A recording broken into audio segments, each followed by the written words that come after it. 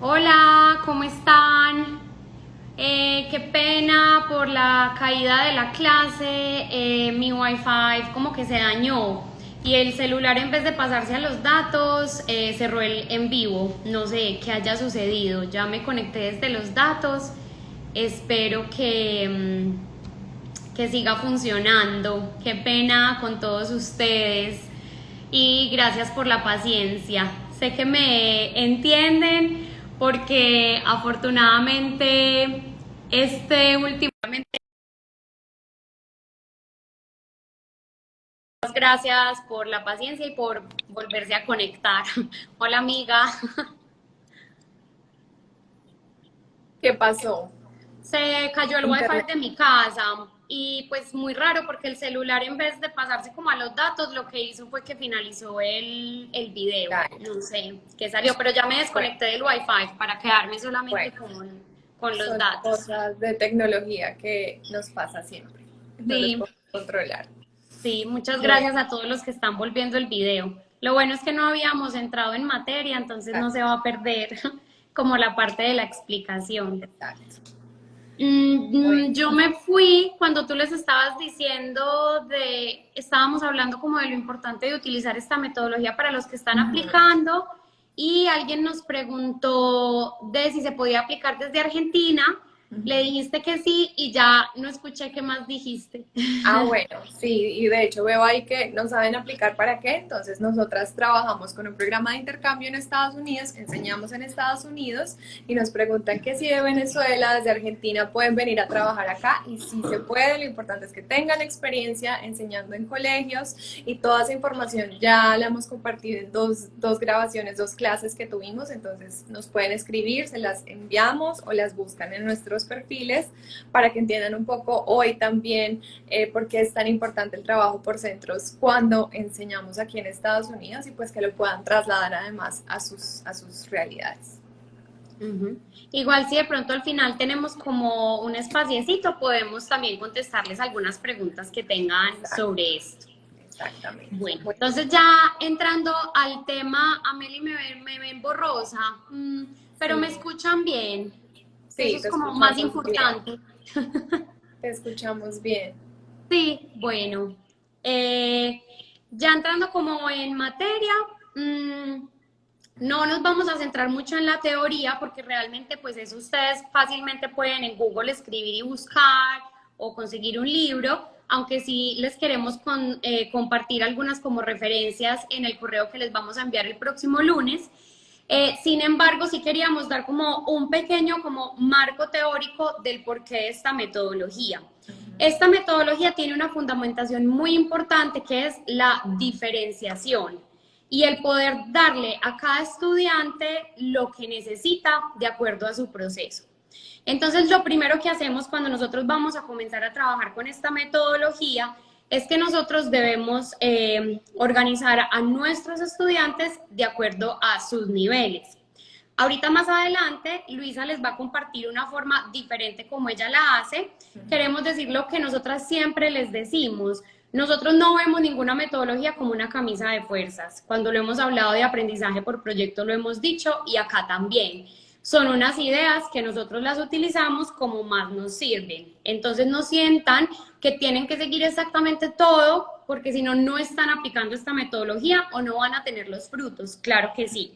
Cada profe lo adapta a su forma de ser, a su forma de enseñar y a sus niños. Nosotros vamos a mirar cuáles son nuestros estudiantes que están en el nivel, cuáles son los estudiantes que están por debajo del nivel y cuáles son los que están por encima. Lo ideal es tener esos tres grupos, pero lo ideal también es que cada grupo no tenga más de 8 estudiantes y honestamente a veces 8 son muchos, como que 6 sería un número adecuado. Entonces, ¿qué he hecho yo algunas veces cuando he tenido, por ejemplo, en el grupo medio, en el grupo que está a nivel, he tenido 14 estudiantes? A ellos también los divido en dos grupos, porque dentro del grupo medio vamos a tener unos que están más bajitos y otros que están más altos. Y creo un cuarto centro. Esa es como la forma ideal de hacer los grupos. Si nosotros queremos usar esta metodología y enseñamos diferentes materias, Por ejemplo, en mi caso, que yo a los niños les enseño lectura, matemáticas, ciencias, no siempre van a ser los mismos grupos, porque yo puedo tener un niño que sea muy bueno en matemáticas y estaría en mi nivel alto, pero ese niño puede estar bajo en su proceso de lectura y en su comprensión lectora, en su proceso de escritura. Entonces no es que yo voy a hacer 3 grupos y esos 3 grupos los voy a utilizar para todas las clases. Voy a mirar cada uno de los niños en cada una de las materias que yo enseño. Obviamente, si solo les enseño un idioma o solamente enseño pues español, el idioma nativo, o estoy enseñando inglés, o en el caso de Luisa francés, pues solo miraría eso y ya en cada uno de mis salones tendría los grupos. No sé si quieres comentarles algo tú como de esta parte de los grupos. O si Bueno, sigo yo como la forma como yo lo he aplicado y después tú les cuentas completo la forma como tú lo has aplicado. sí, podemos si quieres, para que vean más la diferencia entre cómo lo haces tú y cómo lo hago yo. Entonces, si quieres, pasas ya como tal a la ejecución de la metodología y yo ahí te voy complementando. Perfecto. Bueno, entonces una vez que yo tengo mis grupos, yo voy a planificar, no todas las actividades deben ser distintas, pero principalmente la de trabajo independiente debe tener una diferenciación. Hay 3 grupos y si enseñas matemáticas, lenguaje y ciencias, van a ver que hay como ciertas similitudes. Va a haber un grupo que va a ser el grupo de trabajo independiente. Ese grupo, tú les vas a asignar unas actividades a tus estudiantes y ellos las van a realizar ellos solos sin necesidad de un acompañamiento del profesor. En el área de lenguaje, ese centro para mí es el centro de escritura, pero no escritura de contestar unas preguntas de comprensión de lectura, sino escritura de un proyecto de escritura. Por ejemplo, vamos a escribir una novela, vamos a escribir un cuento, vamos a escribir un artículo, vamos a escribir un ensayo, vamos a escribir una poesía. De acuerdo al género literario que estemos trabajando, ellos tienen un proyecto de escritura que obviamente, dependiendo del tema que estemos trabajando, va a tener sus fases y se va a practicar la escritura de diferentes maneras. En matemáticas, ese centro va a ser en el que los estudiantes van a realizar operaciones relacionadas con el tema que estamos trabajando. Entonces, si yo les estoy enseñando a dividir por 2 cifras, les voy a dar, por ejemplo, el primer día una serie de divisiones por una cifra para que practiquen, después divisiones por 2 dígitos, después les puedo poner algunos problemas. En ciencias, generalmente les manejo la parte de los proyectos, aunque a veces también hago proyectos con todo el salón, porque pues uno va usando las metodologías de acuerdo como a la actividad que quiere trabajar y desde mi perspectiva es más enriquecedor si cambias, no que cada día vas a tener una metodología diferente, pero sí como de vez en cuando hacer un cambio. Ese es el centro de trabajo independiente. Después tenemos el centro de trabajo guiado. En ese centro los estudiantes van a estar contigo y acá en Estados Unidos inclusive los salones de clase tienen unas mesas que son como una U, como una herradura y están diseñadas para eso.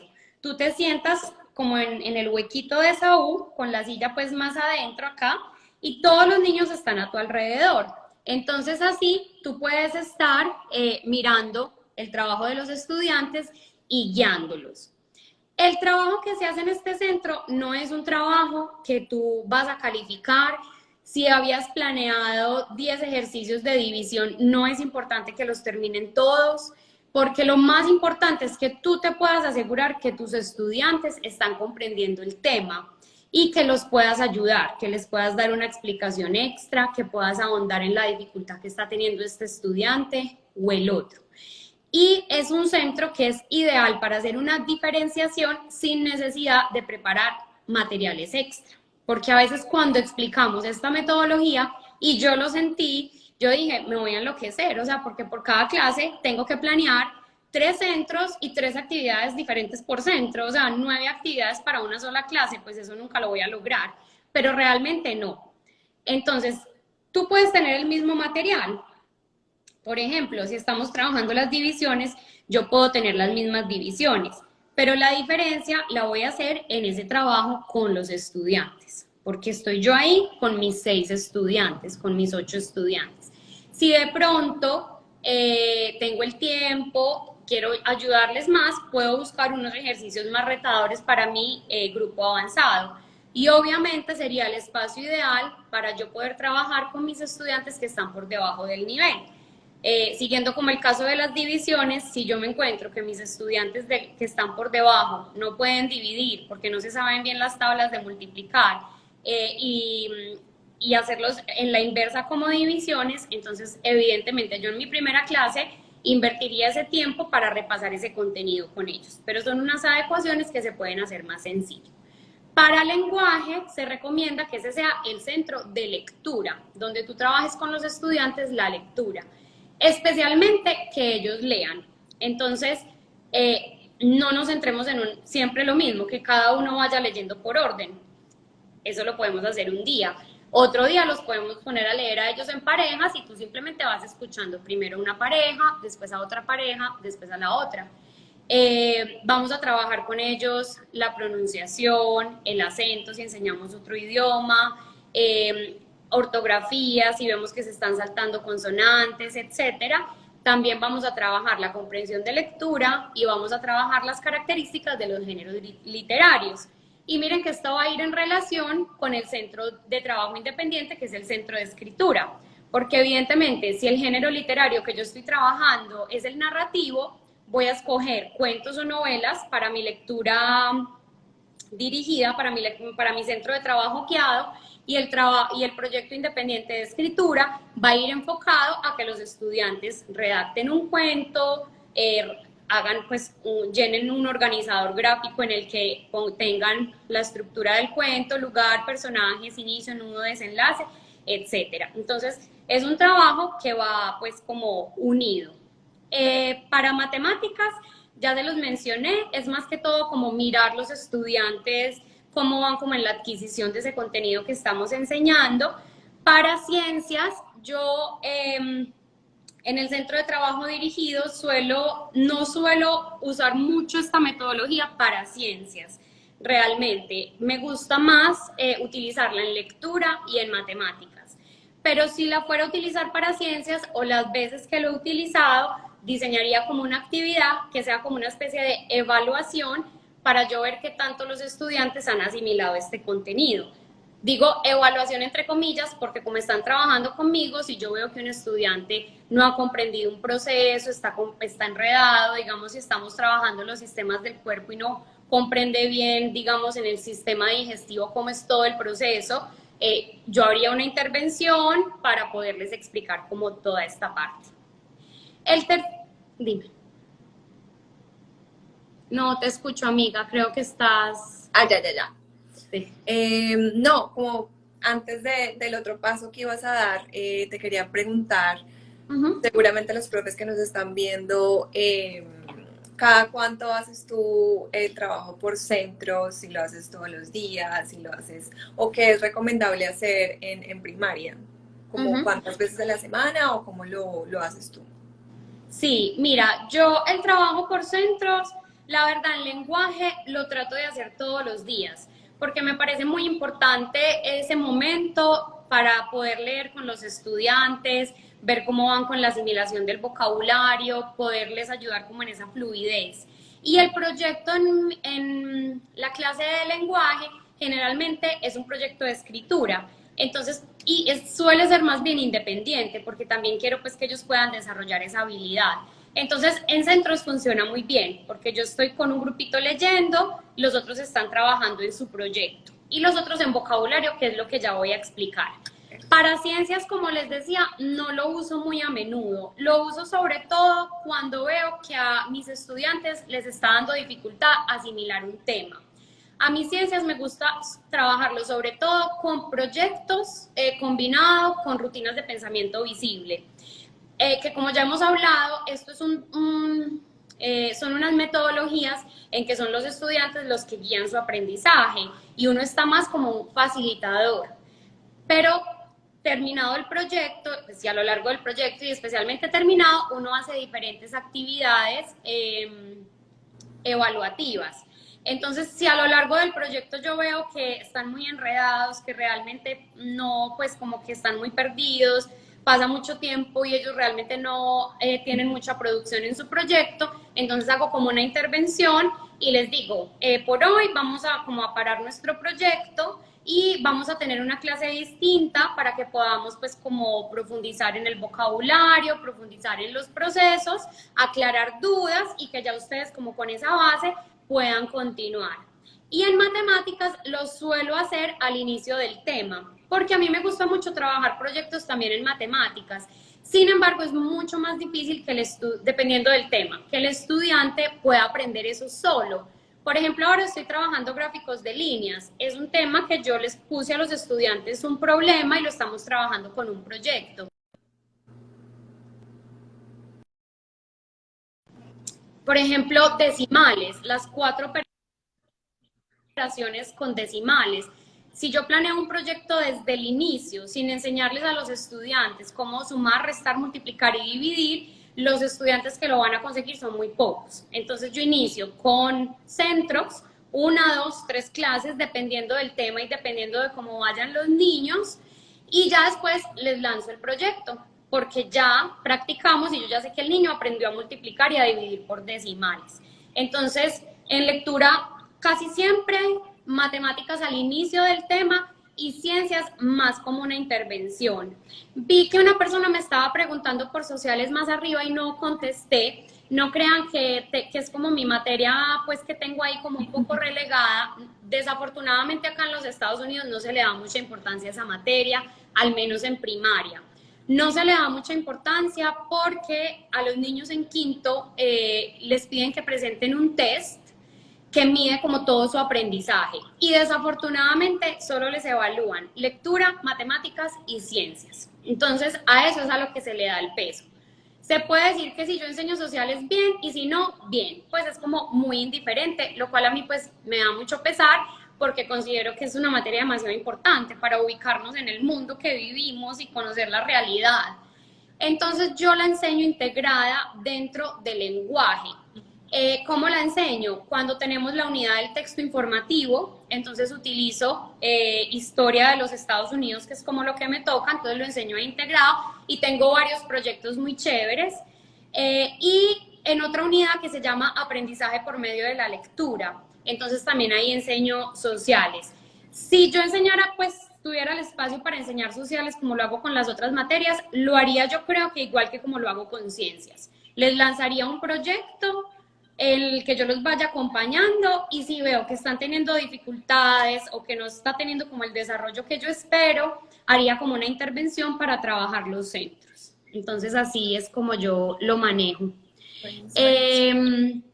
Bueno, y el tercer centro es un centro que para lenguaje y para ciencias es un centro de vocabulario y para matemáticas es de razonamiento y fluidez lógica matemática. Entonces es como el centro divertido, pues donde ellos pueden como jugar, etcétera.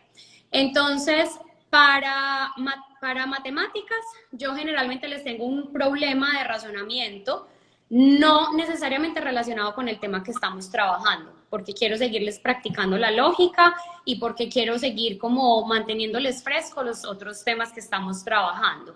Entonces yo les pongo un problema, les tengo unos pasos pegados, si de pronto vieron el video en el que yo les mostraba a mi salón, van a ver que están pegados como en una puerta, y una vez que ellos terminen el problema de razonamiento, siguiendo esos pasos, pueden jugar. Entonces yo les imprimo cartas de las que también les he mostrado y les he compartido para que ellos jueguen memoria alrededor del mundo, charadas, etc. En ciencias y en lenguaje es centro exclusivamente de vocabulario, entonces muchas veces trabajo una rutina de pensamiento al inicio para construir las definiciones, que también les he compartido de eso, y el vocabulario está relacionado con el cuento que estamos leyendo. Entonces, si por ejemplo ese cuento o esa novela me voy a demorar 1 o 2 semanas, lo que yo hago es que los primeros días construyen las definiciones y ya después juegan. Y también para esto les tengo diferentes tarjetas. Lo ideal es que a cada uno de estos centros le podamos dedicar por lo menos 20 minutos. O sea, las rotaciones deben ser de 20 minutos, entre 20 y media hora. Cuando he tenido muchos niños que me he visto como en la necesidad de hacer un cuarto grupo, lo he reducido pues a esos 20 minutos. Yo normalmente tengo media hora para las rotaciones en lenguaje, 20 minutos en matemáticas. Lo he reducido un poquito en tiempo y el cuarto centro lo que hago es que les busco diferentes plataformas tecnológicas en que ellos puedan seguir practicando el tema, como Khan Academy, como Prodigy y diferentes páginas en las que ellos pueden practicar en su puesto. Entonces, más que un centro, ellos se quedan en su puesto y practican, pero es como para poder tener menos estudiantes. El orden como ideal para estos centros es que siempre el grupo que está por debajo del nivel comience contigo, porque va a ser, pues si lo dejas a ellos desde el principio en el centro de trabajo independiente, puede que esos niños no te hagan nada. Entonces, que estén primero contigo para que tú les recuerdes el contenido, lo que estamos trabajando, dudas, mires cómo van ellos con la asimilación, después pasan a vocabulario para que refresquen el vocabulario y finalmente van al centro de trabajo independiente. El grupo alto va a empezar en el centro de trabajo independiente y el medio puede comenzar en cualquiera de los dos, le va a ayudar. Si teníamos al bajo empezando con nosotros, entonces el medio va a estar en vocabulario, eso le ayuda para refrescar, puede pasar después donde ti y por último al centro de trabajo independiente. Y el alto, independiente, vocabulario y después viene contigo. Y generalmente a eso yo les tengo actividades de profundización, porque realmente, en matemáticas, porque realmente pues llegan donde mí, ya tienen el tema muy manejado. En lectura sí, leemos el libro. ¿Cómo podemos hacer diferenciación en lectura? Podemos tener libros de diferente nivel para cada grupo. Acá en Estados Unidos, generalmente los libros que nos dan en el colegio y que tú compras están por niveles. O sea, es como una misma colección y viene por nivel. Para el género narrativo, entonces te trae 3 libritos con unas figuras geométricas y cada figura es uno de los niveles. Entonces, esa sería más o menos como la dinámica para trabajar por centros. Eso, si quieren nos hacen preguntas, porque de pronto fue así como un montón de información en tan poquito tiempo.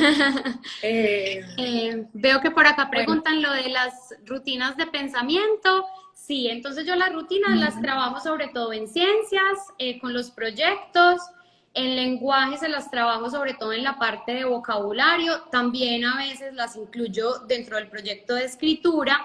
En matemáticas me gusta mucho utilizarlas cuando estoy haciendo como una introducción del tema. O cuando estoy activando conocimientos previos o cuando vamos a cerrar pues como un tema. ¿Dónde podemos leer más información sobre las rutinas de pensamiento? Soy profesora de idiomas, mil gracias. Ahí les puse abajito la página. Sí, si van al enlace de mi perfil, hay como una lista de diferentes recursos que yo he compartido. El último es un link que va directo como a las rutinas de pensamiento que ellos tienen gratuitas, porque pues hay otras que sí te venden el libro o te las dan solamente si haces un curso con ellos, pero tienen un banco muy amplio de rutinas gratuitas, entonces las pueden encontrar ahí en ese enlace de mi perfil. Bueno, yo te quería preguntar en cuanto a enseñarles a ellos a trabajar por grupos. Yo sé que en primaria se hace desde kinder, si no estoy mal, tú me dices. Sí. Desde kinder hasta quinto de primaria, que es Meli. Entonces, supongo que ellos comenzando en kinder primero, pues necesitan hacer un trabajo mucho más fuerte de, ok, ¿qué es un centro? ¿Cómo voy a hacer la rotación? Cuéntanos, digamos, cómo es en quinto, cómo es todo ese proceso, si ellos ya llegan a quinto y conocen la metodología, o si tú tienes que aclarar reglas antes de trabajar con la metodología, también para los profes que van a primero, que van a kinder, como que más o menos sepan qué se van a encontrar. Sí.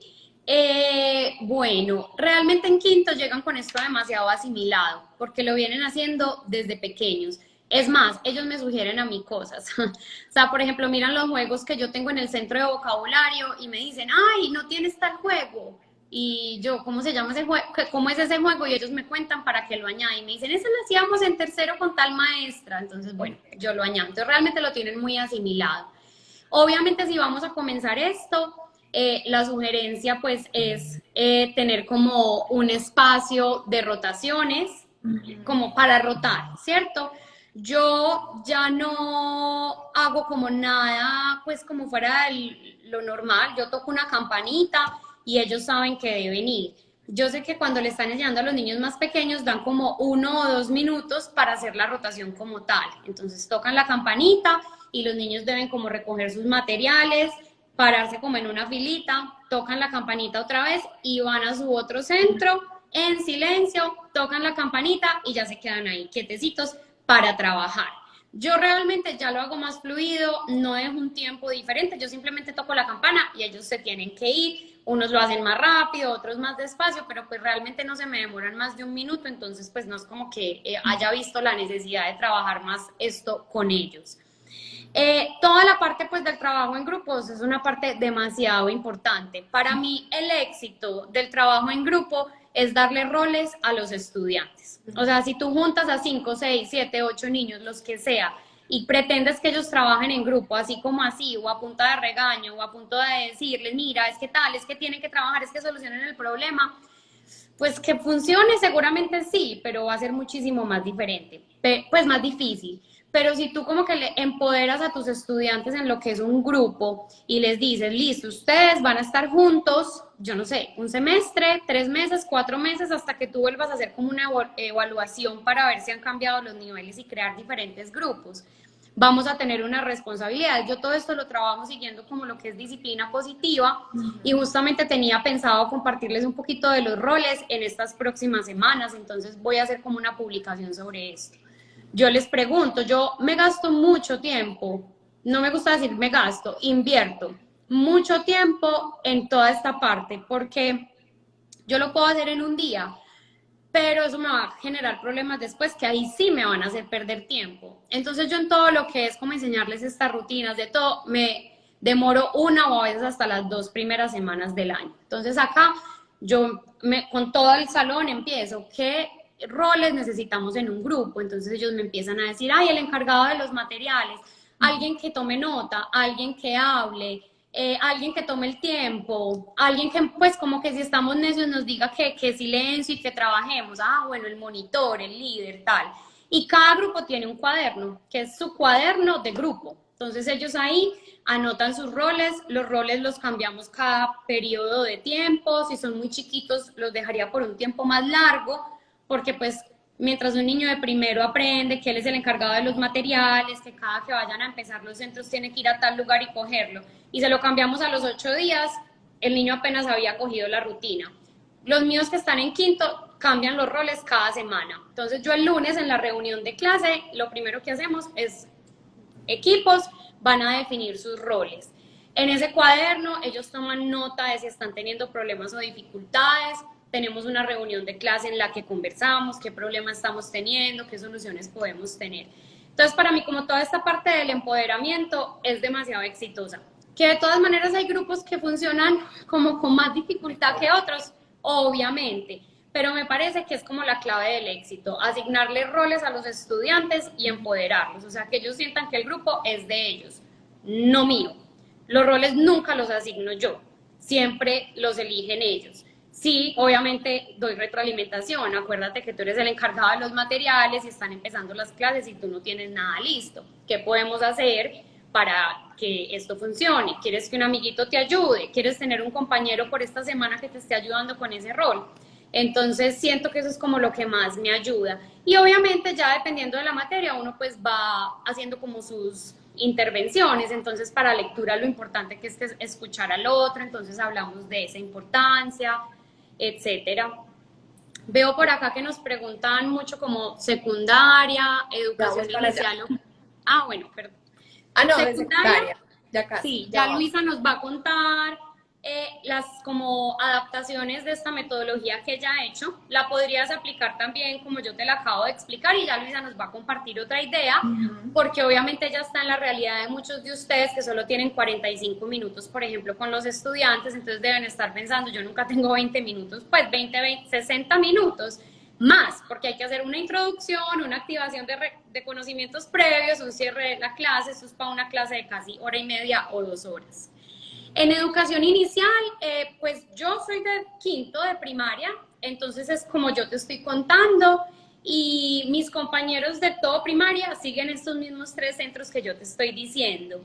Obviamente, si tú trabajas en preescolar, vas a tener que tener al inicio mucha más paciencia y muchísimo más trabajo. Constancia. De rutinas, de cómo se rota, de que en el centro de vocabulario hay que estar en silencio, pero yo a veces he visitado a compañeros míos de kinder que yo de verdad me les quito el sombrero, yo no sé cómo lo consiguen, o sea, son unos niños de 4 o 5 años y tú los ves tal cual, solitos en el centro de vocabulario y solitos en el centro de escritura trabajando.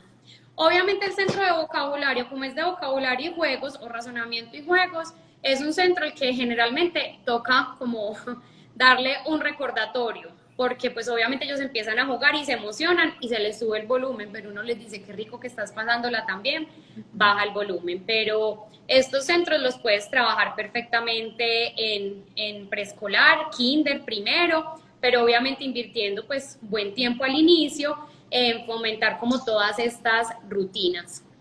También ahí te complemento, pues por lo que tengo amigos también, compañeros que trabajan con preescolar, kinder primero, hay una estación de lectura guiada. Entonces, mira que se vuelve a parar ahí. Perdón. Sí, entonces, ¿ya? ¿Me escuchas? Sí, sí, sí, ya. Entonces, de pronto sí, preescolar y primero, pues va a ser un trabajo de lectura diferente, ¿no? Pues el niño no sabe leer, no conoce todavía los sonidos. Obviamente las estaciones pues se van a ver diferentes, de pronto solamente realizar trazos en la estación de escritura, en la estación de lectura, pues que el docente sí sea muchísimas más personalizada esa atención ahí en cuanto a la lectura. Eso es de pronto la diferencia en preescolar, kinder primero y estos grados. Sí, sí, sí, tus estudiantes apenas están como en ese proceso de adquirir la lectura. Obviamente, pues el centro de escritura no va a ser escribir un cuento, sino que probablemente va a ser pues como una ficha que tú hagas o una muestra o un modelo donde el estudiante pues primero practique los trazos, después ya cuando vayas introduciendo letras y sus sonidos, entonces que las practique. En el centro de lectura probablemente va a ser una lectura a su nivel, es decir, les vas a tener como una frase de las frases que estás utilizando y de pronto la leerás tú primero y después que cada estudiante la repita, la lea, la señale. Entonces ahí pues obviamente cambiarían un poco las actividades como tal, pero podrías conservar como esa estructura general de tener un centro que trabaje contigo para que tú le puedas dar como esa atención personalizada, un trabajo independiente y otro que sea como más dinámico, más de juegos. Exacto. Y otra cosa es que aquí en Estados Unidos, digamos que si es su plan, si ustedes quieren realmente venir acá y están pensando en cómo van a encontrar el material para cada una de estas estaciones, creo que es una ventaja también de acá que lamentablemente pues no todos la tenemos en todos nuestros contextos, pero sí hay plataformas y herramientas digitales que ya tienen este tipo de material. Creo que Raskits, no sé si tú lo utilizas. Tiene las lecturas para cada nivel, iStation, que también es una plataforma que ya trae en sí el ejercicio, el material, acorde a cada nivel, que en este caso pues estamos hablando de los 3 niveles. Entonces ya como docentes no tenemos que estar preocupándonos por qué voy a hacer para el nivel bajo, el medio, el alto, sino que ya estas plataformas tienen el material, tienen los recursos y solo es cuestión de organizarlo. Exacto. Y pues obviamente Yo tenía organizado mi salón de acuerdo a estos centros. Entonces tenía un espacio de mi salón como centro de trabajo independiente y allí tenía como un espacio donde yo les pegaba sobre todo como carteles o posters, como con la información que ellos necesitaban. Tengo otro rincón que ese sí todavía lo tengo así, lo dejé, que es el centro de vocabulario. Entonces toda una pared donde yo les voy pegando las palabras que estamos trabajando y tiene como unos organizadores. Mañana de pronto les muestro un poquito más, donde voy metiendo todas estas tarjetas y ya estaba pues como mi mesa. Obviamente en este momento pues con el COVID tenemos que hacer adaptaciones.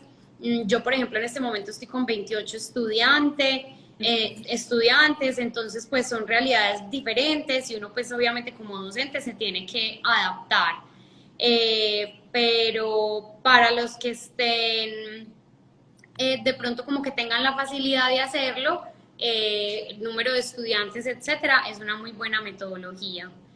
¿Estos centros solo se pueden trabajar en presencial? No, los podrías hacer también en trabajo, pues en virtualidad o en trabajo híbrido. Yo lo hice el año pasado, que tenía pues menos estudiantes, tenía algunos virtuales, otros presenciales, y lo hacíamos así. Teníamos el independiente conmigo, ya fuera en la red. Ahí sí modifiqué un poquito los niveles, no lo dejé tanto por nivel, sino que me centré más en quienes estaban presenciales y quienes estaban virtuales, porque me parecía muy difícil. Tenía, por ejemplo, varios niños de nivel alto, pero tenía 3 en la casa y 4 en el colegio. Entonces me parecía un poquito más complicado. Entonces, para poder trabajar más fácil con ellos, hice como un centro para los que se quedaban en la casa y los que estaban en el colegio los dividí en otros 2 grupos. Y así yo podía como tener un trabajo más personalizado, especialmente cuando les tocaba el turno de ir al colegio como para poder estar con ellos. Y si estás 100% virtual, también lo puedes hacer porque les puedes asignar, de pronto dejarlo en 3 centros que sean como un trabajo independiente que puede ser un poquito tu proyecto, el trabajo obviamente contigo y uno tercero que sea más de pronto como con prácticas de herramientas digitales, más que juegos de vocabulario, porque va a ser más difícil la interacción entre ellos con las fallas del internet, etcétera. Pero te aseguras que los niños que estén contigo estén recibiendo como esa atención personalizada y les puedes poner horario. Vienen a la reunión en tal momento y mientras no estén en la reunión deben dedicar, no sé, 20 minutos a una cosa y 20 minutos a otra cosa. Entonces esa es una forma como lo podrías hacer. 35 niños tiene... 35. Pues, Yo creo que con 8, si tienes al menos 20 minutos para trabajar con cada grupo, con 8 los podrías hacer. Puedes hacer tus grupos más numerosos si están en un nivel más avanzado, porque evidentemente en el nivel más avanzado van a necesitar menos apoyo tuyo. Tú vas a ser más que todo como una monitora y estar ahí para facilitarles o solucionarles algún inconveniente. Los niños que si estén en un nivel más bajo, esos trata que sean los grupos que sean más pequeños, porque esos niños probablemente, todos los que sientes a tu alrededor, van a necesitar tu guía y tu ayuda. Entonces, si ese grupo logras mantenerlo de 6 o de 8, vas a poder darles un buen acompañamiento. Y ya los otros los puedes hacer un poquito más numerosos. Y si tú pues tienes como la suerte de pronto que tengo yo de tener más tiempo, puedes hacer varios grupos medios o varios grupos avanzados. Y puedes incluir como por ejemplo este cuarto centro que puede ser tecnología o inclusive podrías tener otro que fuera, pues reemplazar de pronto el de tecnología porque sea un proyecto no de escritura, sino otro tipo de proyecto, una investigación, algo más relacionado con el arte. Entonces podrías tener como un cuarto centro para que eso te permita como tener grupos más pequeños. Si no por el tiempo, entonces eso, trata de que estén más pequeños los que están por debajo del nivel y más numerosos los otros grupos. bueno, si quieres, hablamos así cortito del trabajo por centros en secundaria.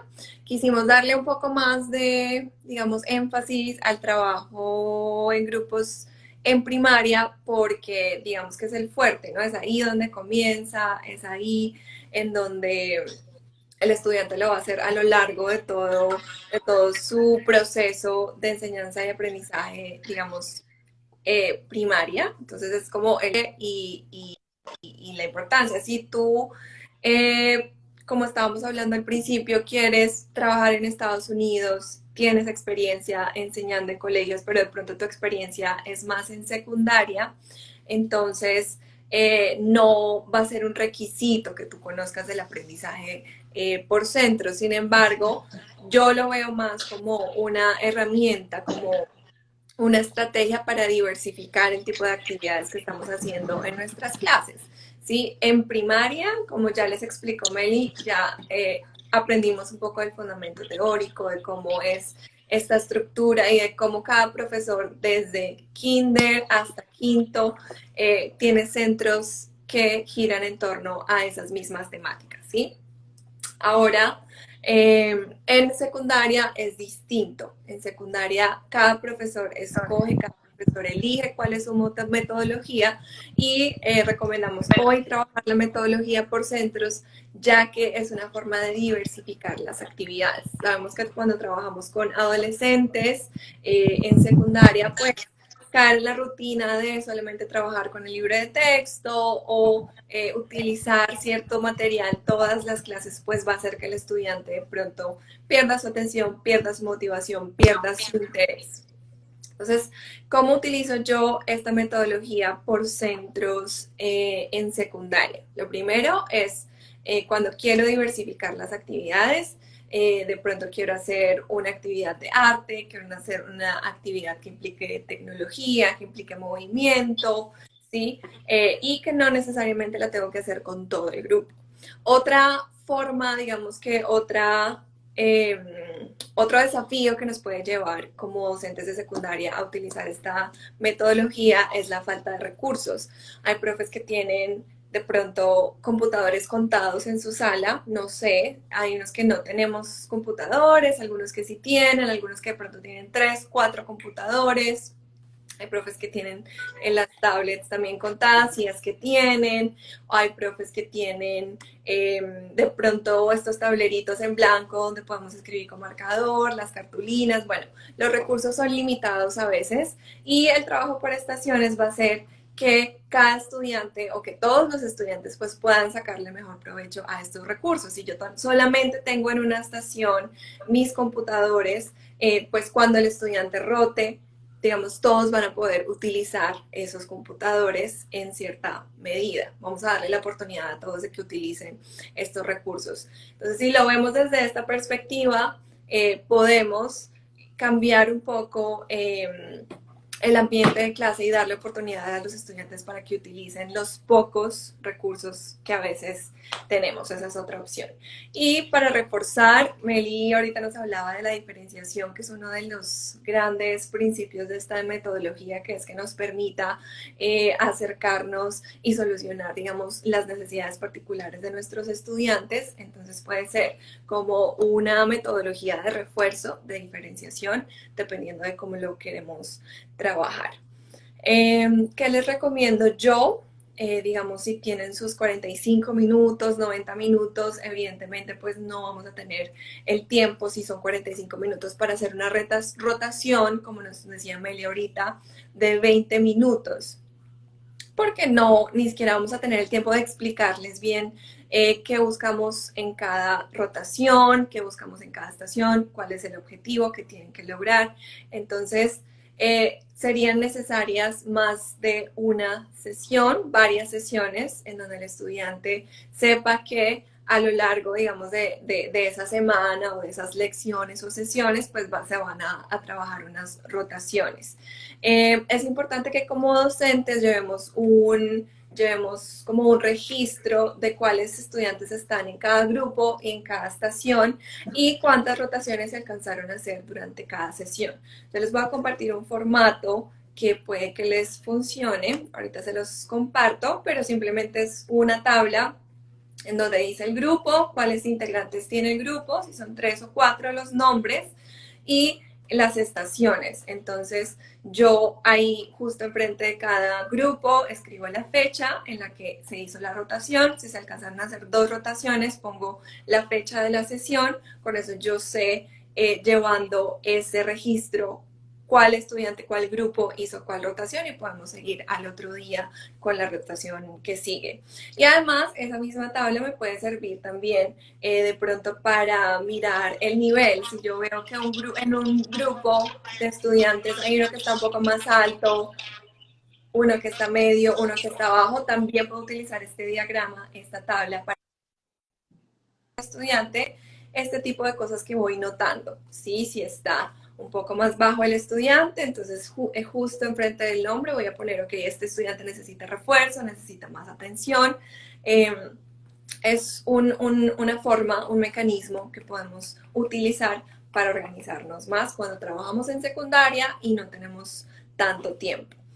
Y lo otro es tener un plan de trabajo, como una guía de trabajo. Entonces yo les entrego a ellos también una pequeña tabla en donde dice cada estación, cuál es el tema que se va a hacer en cada estación, y al final, si logra el objetivo, pues va a tener un sello o va a tener una firma, y al final con estas firmas y estos sellos pues van a tener un punto extra, van a tener una nota.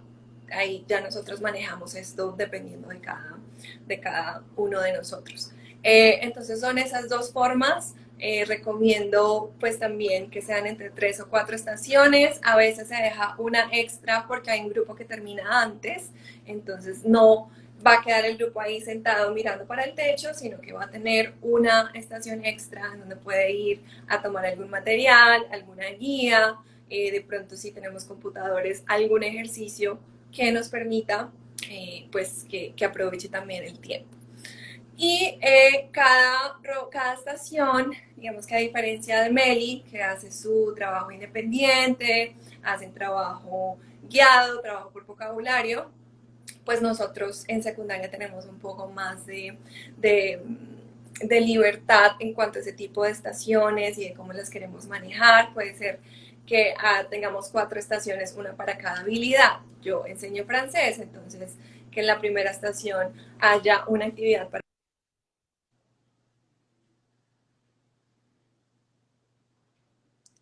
Bueno, que haya una estación para desarrollar la comprensión de lectura o la comprensión oral. Puede ser una canción cortita y yo les puedo recortar partes de la canción y tienen que escuchar el coro y organizar el coro de la canción en grupos. Entonces ahí estoy, digamos que apuntándole a una habilidad en específico a través de una actividad pues que implica trabajo colaborativo y como un poco más de trabajo, como decimos en inglés, hands-on, que es más utilizando las manos, no todo el tiempo computador. Puedo tener otra estación en donde sí quiera que se utilice la tecnología, quiero que el estudiante desarrolle habilidades, no sé, de producción escrita, que necesite vocabulario, entonces puedo dejar unos computadores en esta estación para que se haga un trabajo más de producción escrita o de trabajo por vocabulario. Puedo tener otra estación de comprensión de lectura, donde pueda poner artículos corticos, fragmentos de novelas que ellos tengan que organizar también. Bueno, y lo que más me gusta de esto es que nos salimos un poco de nuestra zona de confort como docentes y nos atrevemos a proponer otro tipo de actividades. Entonces, pensamos que podemos pensar en una estación que implique movimiento para nuestros estudiantes, en donde tengan que de pronto responder con el cuerpo a ciertas palabras o a ciertos comandos. Podemos tener otra estación que implique uso de tecnología, otra estación que implique un poco más de arte, de dibujo, de utilizar colores, de reflexión.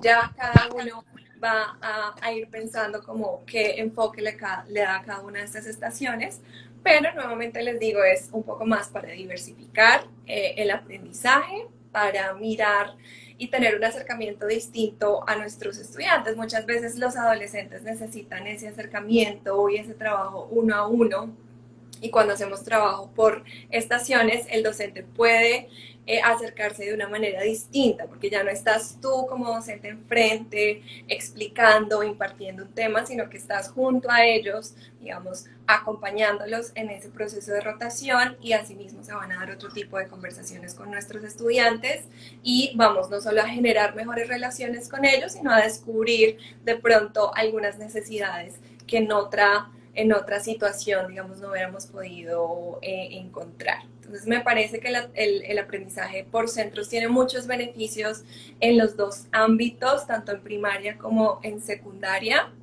En secundaria tenemos que, como docentes, organizarnos un poco más con estos diagramas que les voy a compartir, que igual se los vamos a enviar también el próximo lunes para los que estén interesados en hacerlo en secundaria, y ya es cuestión de salirnos de nuestra zona de confort, de buscar otro tipo de herramientas, de actividades que dinamicen más nuestras clases y evidentemente pues que se vuelva algo que hacemos en clase, no todos los días de pronto, si no tenemos el tiempo, pero sí que el estudiante se acostumbra a que de pronto una vez en la unidad o 2 veces en cada unidad hay un trabajo por estaciones en donde se busca el trabajo colaborativo, se busca el apoyo, se busca una conexión como más cercana con el docente, y que además pues nos va a permitir reforzar, diferenciar si también es nuestro objetivo, y acercarnos al estudiante para, digamos que resolver otro tipo de necesidades que existan. Cuéntenos si tienen preguntas, mientras yo aquí les voy a compartir nuestros diagramas. Entonces, algo así pueden hacer ustedes como una hoja de ruta para los estudiantes. Esto se lo podríamos entregar a los estudiantes. Aquí iría el nombre de cada estación, cuál es el objetivo de cada estación, qué se busca que el estudiante logre o que presente en cada estación, si es un dibujo, si es un póster, si es una actividad digital, entonces que complete ciertos ejercicios, y ya luego van a tener su firma y su sello. Esto va a hacer que se comprometan y se responsabilicen más de la actividad. Y ya para el docente, entonces aquí está el grupo. Podríamos tener no solamente uno de estos cuadros, sino uno por cada grupo. Entonces está el grupo de Juan, Camila y Felipe, las 4 rotaciones, suponiendo que tenemos estas 4 estaciones, vamos a tener la fecha para llevar el control si es que no tenemos el tiempo suficiente, y adicional a eso pues una valoración. Entonces más o menos de pronto si yo lo quiero trabajar por letras, por números, ya cada docente decide. Juan, dentro de este grupo, qué nivel tiene, qué nivel vi, o si de pronto en la rotación 1 estuvo más bajo, pero en la rotación 2 estuvo más alto. Entonces, ahí vamos a llevar un registro que nos va a servir para como solucionar cada una de estas dificultades de nuestros estudiantes y poder mejor, digamos que resolverlas, no solo en el trabajo por centros, sino ya después en nuestra clase. Por ahí veía una pregunta que creo que también Melita la hacían a ti, que era... si siempre se trabajaba por centros o también había trabajo como con todo el grupo, y creo que en los dos casos, tanto Meli como yo, lo hacemos así. Entonces, no todo el tiempo es rotaciones, es simplemente algo que complementa. Creo que en primaria sí es mucho más constante, además que Meli, recordemos que ya está con sus niños todo el día y que además enseña varias materias, ciencia, matemáticas, lenguaje. Entonces, estos centros ella los va a manejar, digamos, mucho más, de forma más constante y en diferentes materias.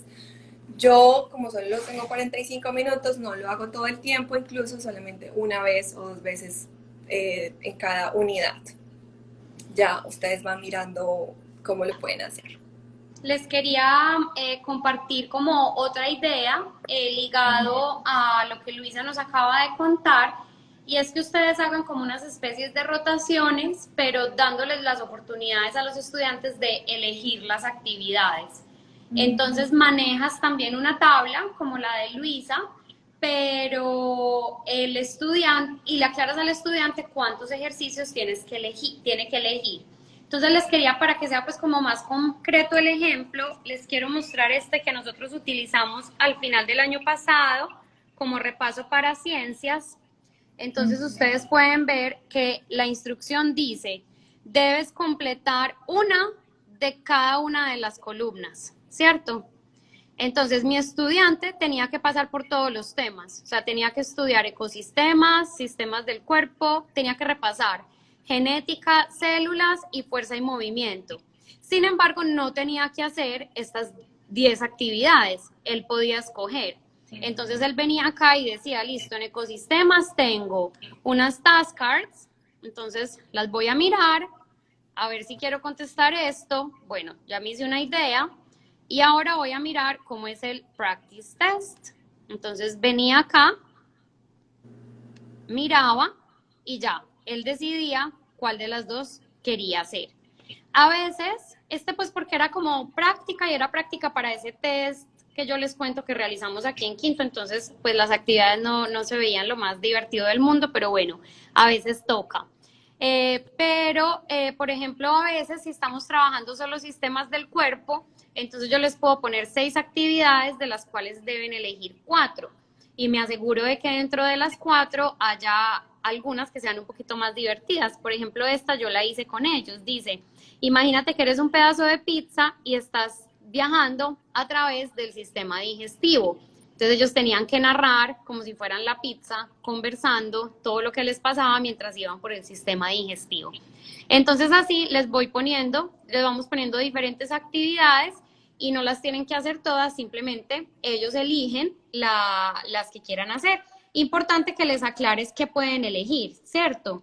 Entonces yo, por ejemplo, a veces cuando es de un solo tema y tengo 4 actividades y quiero que elijan 2, pongo, por ejemplo, en la primera columna 2 que sean como más divertidas, más de juego, más así. Y en la segunda columna pongo ya una que sí sea como escribe un artículo, contesta unas preguntas y les digo, debes elegir una de cada columna para asegurarme que hagan una más como de aprendizaje más informal y más divertido y otra que sí sea como de un aprendizaje más formal. Porque obviamente si lo dejo abierto, obviamente los niños pues se irían por las dos que son más un juego. Entonces, esta es como otra idea que podemos utilizar, complementando como un poquito lo que nos estaba compartiendo Luisa de la forma como ella utiliza sus rotaciones. Y esa es muy, muy popular acá en Estados Unidos. Yo creo que antes de venir acá no la trabajaba, no sé por qué no se me había ocurrido, pero es una excelente manera de hacer diferenciación, de hacer repaso, y no necesariamente implica una rotación física, sino que el estudiante tiene su tabla con diferentes links que lo llevan a una actividad dependiendo de su nivel. Es como cuestión de nosotros como docentes organizar esas actividades, ponérselas en la tabla y ya después el estudiante escoge de acuerdo a sus necesidades. Por ejemplo, de lo que nos preguntaban ahorita con los estudiantes virtuales, por ejemplo, esta tabla perfectamente la podrían hacer todos los estudiantes, los presenciales y los virtuales, y ya cada uno de ellos iría a su ritmo. Esto también lo podemos asignar individual o lo podemos asignar en los grupos. Como grupos, ellos tienen que, como un subgrupo, ellos tendrían que elegir cuál van a ser de cada una de las columnas y lo trabajan como grupo. Entonces ahí es como otra idea para hacer como esa diversificación. Y acá aparte les estamos dando a los estudiantes la oportunidad de elegir, entonces obviamente eso a ellos les va a encantar y les va a dar como una motivación extra a la hora de realizar la actividad. Y aquí ya para terminar, recuerden que alguna vez les compartimos nuestra salita virtual, que esto se utilizó un montón al principio de la enseñanza virtual, y pues podemos como crear nuestros centros así, de esta manera, y cada grupo, aquí les decíamos si tienes el apellido entre la F y la J, evidentemente pues ustedes ya van a tener otras formas de organizar sus grupos, siguiendo también lo que nos decía Meli de los niveles, y haciendo clic en cada mesa pues van a tener una actividad distinta a realizar. Entonces es otra forma divertida de trabajar por centros en la virtualidad. Uh-huh. Y ahí estamos como como casi como uno haría las rotaciones realmente en el salón de clase, que los niños pues tienen unas mesas especiales para esto y se van desplazando. Bueno, cuéntenos si tienen alguna pregunta. Por acá nos preguntaban si el live queda guardado, siempre los dejamos guardados. Nosotras damos la mayoría de nuestras clases juntas y queda guardado como en el perfil pues de la que la empezó. Este de hoy lo empecé yo, entonces va a quedar en mi perfil. Pero de todas maneras Luisa siempre comparte las historias y tiene una historia destacada, que es de las clases en vivo, y yo las tengo organizadas en las guías, que es el simbolito de periódico debajo de las historias destacadas, y las voy organizando por temas. Entonces tengo como una guía que es de metodologías, entonces esta clase va a quedar allá y ahí pueden encontrar clases y publicaciones que hemos hecho las dos sobre otras metodologías, aprendizaje por proyecto, rutinas de pensamiento visible, entrega de contenido directo, cómo estructurar una clase virtual, etcétera. Otras clases que hemos dado de aplicaciones digitales, entonces una guía que se llama solo aplicaciones digitales y todas quedan ahí. Bueno, muchas gracias por sus bonitos comentarios, por seguir aprendiendo aquí con nosotras cada semana. La próxima semana venimos con nuevo tema, nueva clase, para que estén muy pendientes también sobre disciplina positiva, pero más enfocada a manejo de grupo, que es como una gran preocupación de todos, ¿no? Como si estamos empezando, incluso así llevemos 5, 10 años, pues el manejo de grupo siempre va a ser un desafío y va a ser un reto para todos. Entonces, manejo de grupo desde la empatía, el próximo martes. Vamos a compartir la que nosotras decimos que es como la estrategia por excelencia de manejo de grupo, porque podemos tener muchísimas cosas, cuadritos de motivación, roles en el salón de clase, puntos, recompensas, etcétera. Sin embargo, para que todas esas estrategias maravillosas, porque lo son, funcionen, necesitan de la primera estrategia, que es la más importante, que es esa empatía y esa conexión que nosotros establecemos con los estudiantes. Y para esta clase, así como lo hicimos el mes pasado, tenemos una invitada especial, que es Diana Gómez. Ella es certificada en disciplina positiva. Entonces ella nos va a estar compartiendo de eso pues como más a profundidad.